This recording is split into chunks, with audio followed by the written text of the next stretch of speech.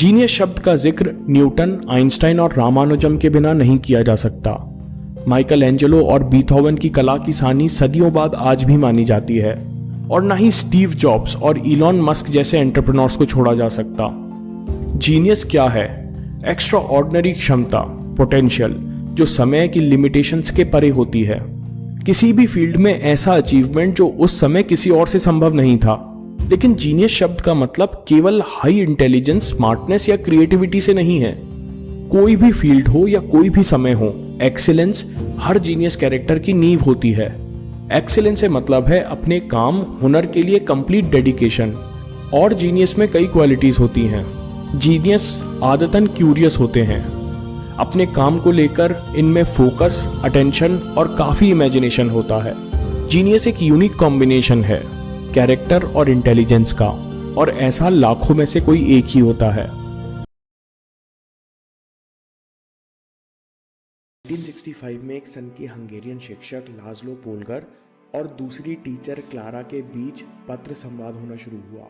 Topic था, क्या genius बनाए जा सकते हैं।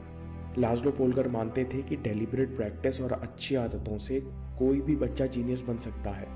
लाज़लो को अपने ऊपर इतना विश्वास था कि वो अपने बच्चों के साथ एक्सपेरिमेंट करना चाहते थे, और उन्हें एक बीवी की ज़रूरत थी जो भी इसी तरह के विचार रखती हो।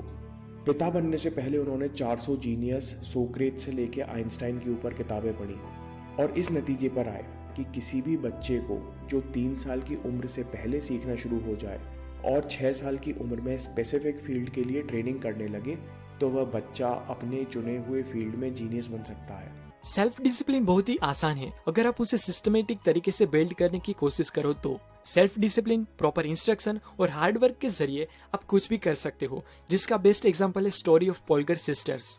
हंगेरियन चेस टीचर और education psychologist Laszlo Polgar hard work पे बिलीव करते थे। उनका मानना था कि डेलिब्रेट प्रैक्टिस और अच्छी आदतों को बिल्ड करने से आप बच्चों को किसी भी फील्ड में जीनियस बना सकते हो। उन्होंने इस एक्सपेरिमेंट के लिए कार्ला को चुना, जो एक टीचर थी और वो भी मानती थी कि प्रॉपर इंस्ट्रक्शन से हम हमारी स्किल को एडवांस कर सकते हैं। इस एक्सपेरिमेंट के लिए लाज़लो और कार्ला ने चेस को चुना और अपने बच्चों को चेस में वर्ल्ड क्लास तक पहुंचाने का पूरा प्लान तैयार किया। लाज़लो पोलगर और कार्ला को 3 बेटी हुई, जिसका नाम सुजान, सोफिया और जूडिथ था। सुजान और सोफिया ने चेस में काफी कुछ अचीव किया, पर जूडिथ जो सबसे छोटी थी, उसने तो 12 साल की एज में ही top 100 chess player in the world में जगह बना ली, और सिर्फ 15 साल की एज में ही वर्ल्ड की सबसे यंगेस्ट ग्रैंड मास्टर बनी, जिसकी वजह से 27 साल तक वो number 1 female chess player in the world बनी रही। कहने का मतलब सिर्फ यही है कि अच्छी आदतों को बिल्ड करके और प्रॉपर एनवायरनमेंट के सपोर्ट से हम काफी कुछ अचीव कर सकते हैं। हमको एक और कंसेप्ट सीखना होगा, डेलिब्रेट प्रैक्टिस। हम जितने भी टॉप परफॉर्मर्स जानते हैं वो डेलिब्रेट प्रैक्टिस करते हैं।